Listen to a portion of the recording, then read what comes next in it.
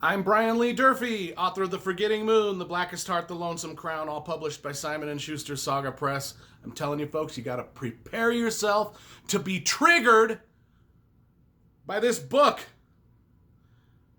I am reviewing the GODWULF Manuscript by Robert B. Parker. Book number 1 in his Spenser series. Who is Spenser? He's a detective and is a private investigator in Boston. And I tell you something, man. The dude, he is not a very politically correct dude. This book was written in 1973. Should tell you everything. We always review the covers. The first thing we do is we review the packaging of the book and the cover. This book was published in 1973. I'm pretty sure this is not the original cover design. I think this was something that was designed later, probably in the mid-90s or early 90s when Photoshop just became a thing, and they photoshopped this real crappy-looking burning manuscript on this is like something a junior high school kid could do today.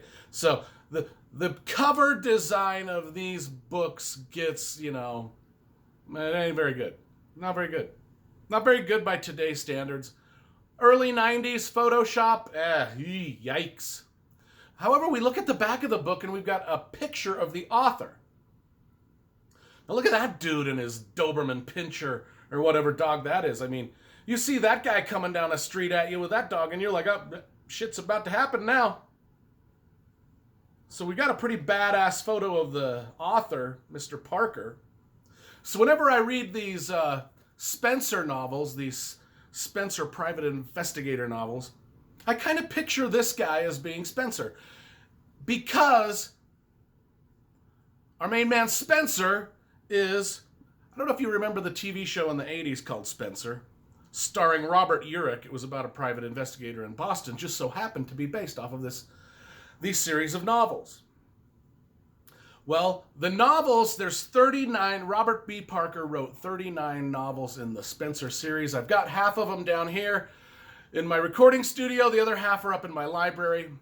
I'm going to reread. I've read them all once. I started reading these when I was young, in the 90s, and I've been reading them ever since. I don't remember much about any of them.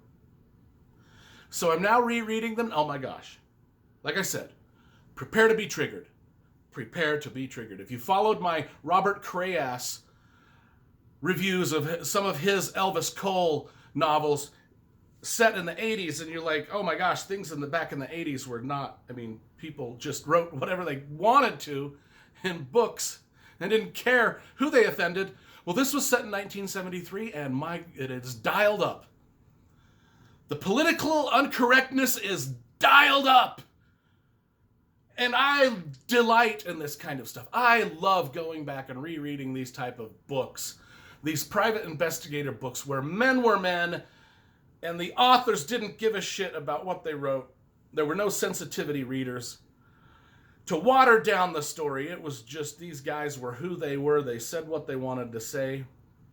I'm telling you, I'm going to read some passages out of this. They're going to blow your mind. They're going to blow your mind. What is the book about? Spenser is our detective. This is his first mystery novel. 1973, this is the first we get to meet Spenser, and right out of the gate, it is golden. He has been hired by an Ivy League university to track down a stolen manuscript, which happens to be called the GODWULF Manuscript. He's been hired to track it down because the police can't find it. It's been stolen from the archives. They hire this private investigator, Spenser, and Spenser shows up at the dean of the university's office to get the lowdown on what's happening. And right out of the gate, opening sentence, golden. Let me read it to you. And keep in mind, this is all told from the private investigator's perspective. He's a wisecracking. He's smarter than everybody. In every room he walks into, he thinks he's the smartest guy, and his mouth gets him in trouble all the time. He's kind of like a little bit like Jack Reacher, if you remember reading the Jack Reacher novels. So this is the opening line when he walks into the dean's office. The office of the university president looked like the front parlor of a successful Victorian whorehouse. right out of the gate. We're rolling. And then he describes the office with the plush leather the plush leather sofas, the dark scarlet carpet, the walnut wood cabinets, and he describes a Victorian whorehouse perfectly. And then it goes, and then Spenser's like, hey, what's you need me to find a manuscript? Well, he plays dumb. He likes to play dumb, even though he knows what he's talking about. And he's like, well, what is an illuminated you want me to find an illuminated manuscript? I don't even know what one is. What am I looking for? What is an illuminated manuscript? And Forbes answers, an illuminated manuscript is a handwritten book done by monks, usually with illustrations in color, often red and gold in the margins. This particular one you're looking for is in Latin, and it contains an allusion to Richard Raleigh, the 14th century English mystic. It was discovered 40 years ago behind an ornamental facade in GODWULF Abbey, where it is thought to have been secreted during the pillage of the monasteries that followed Henry VIII's break with Rome. Oh, that illuminated manuscript. Right. So he's already smart-assing the dean of the college by, pretending to be dumb. He knows what the illuminated manuscript is all about. And so what happens is he's like, what? To the dean of the college, he's like, who do you suspect? I mean, who would want this? Who do you suspect? And the dean of the college says, I suspect this group called SCACE. It's a group on campus. They're a political active group called SCACE. And this is where everything goes golden for me. This is where it all goes gold. This is where I start to love this book. Because Spenser says, well, what is SCACE? What does SCACE stand for? Well, SCACE stands for Student Committee Against Capitalist Exploitation. Even in 1973, on college campuses, we had hippies hating on capitalism, promoting socialism. And I'm just like, okay, this is going to get good. This is going to get good. Because Spenser's a no-nonsense type police guy. He is police. He is no-nonsense. And now he has to go interview all of these hippies in this organization called the Student Committee Against Capitalist Exploitation. Oh, and it gets delicious. It gets delicious because he goes to visit these hippies. And he has no interest in visiting these hippies because he's dealt with them before. And I got to read you some. I mean, as soon as he walks in, they're calling him pigs. 1973. The college-educated elites hated the police just as much back then as they do now. I mean, you could have set this book in today's day and age with the same plot and it would have played out exactly the same. I mean, the left and the right have been sons of bitches to each other since the beginning. Since the beginning, and this kind of stuff is proof. That's why you got to reread a lot of this older stuff that's written in a time long ago where the filter was taken off of people's mouths. And you can see, and it is delight. It tickles me to death when I read this stuff. I'm going to read you just an interaction between our main man, the police investigator Spenser, and the hippies that belong to the Student Committee Against Capitalist Exploitation. He walks into their student union and sees posters of Che Guevara. I mean, even back then, they were worshiping Che Guevara. It's just like such a cliche that has followed these people. And then he, not only that, but he gets to meet these, not only does he investigate these students, but he starts to investigate these students' families. And he goes to the students' families' homes, and all of these students that are against capitalism, every single one of them come from super rich homes, just the Hamptons, right? And he's just like, it's so wonderful. So absolutely wonderful. I wanted to read you a passage of some of his interaction.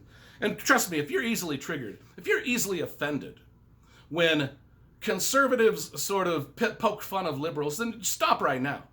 I mean, I'm on neither side. I get a kick out of it when liberals poke fun of conservatives. I get a kick out of it when conservatives poke fun of liberals. As long as they do it well, I'm good. You know, but this stuff here is golden. I mean,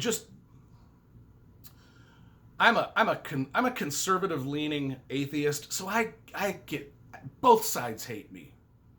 So y'all can hate me for whatever reasons you want. I don't give a shit.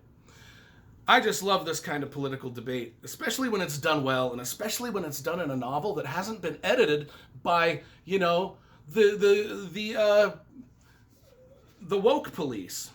What page am I looking for? Page 18 and 19. Let's see okay, this is where he starts asking.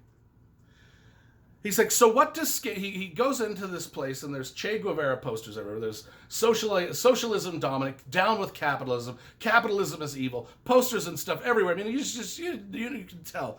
You know, all the corporations are fascists. You know, it's just the typical stuff you see in campuses today. It was back in 1973 too. He's like, what? He's like, he says, tell me about Skase. He asks this to one of the girls in there. Tell me about Skase. Her face turns less than friendly. What do you want to know about Skase? Well, I won't know until I've learned. That's my line of work. As a private investigator, I ask about things. And people don't usually tell me anything. So I ask about more things, and so on and so on. But now and then, things fall into place. Well, there's nothing to fall into place here. We're a revolutionary organization. We're trying to develop a new consciousness. We're committed to social change, to the redistribution of wealth, to real liberty and fairness for everyone, not just for the bosses and the rip-off artists. Her voice had become almost mechanical, like she'd been reciting this her whole life. And he goes to meet her family, and turns out that her family is the biggest capitalist family on the planet, and she's just rebelling against her parents, right? Same with everything else. Well, what happens is, in his search for this lost manuscript, he talks to these Skase people. Well, one of the Skase people gets murdered. One of the Skase hippies gets murdered, and Spenser's like, well, I know these Skase people are pretty, you know, harmless, you know, other than their radicalization into communism. They're pretty harmless. They're not going to be murdering each other over this illuminated manuscript. So then he has to figure, now he's got a murder on his hands that he's got to solve. And that's kind of the plot of the story. And I'm telling you, man, if you want to read, I mean, I just read the tip of the iceberg of the, because it gets some of the stuff that we talk about in this book. It's like Antifa, Black Lives Matter. It's all of that rolled into one. I mean, maybe you don't want to read it just because you've overloaded yourself with it in 2020. With the Trump and Biden and all the stuff that's happened. Maybe you don't want to know that back in 1973, every single person was exactly the same as they are now. That the left and the right fought over the same exact subjects. But I think it's refreshing to see it in a book so frankly written, and no sensitivity reader has come along and stripped it of its punch. So I give this little mystery, and these are only 200 pages each. You can read them in a couple hours. I think they're delightful. I'm really super happy that I reread this, and I'm going to reread the rest and review them, but I'm going to give this a 9.0 out of 10. It's just that great of a book.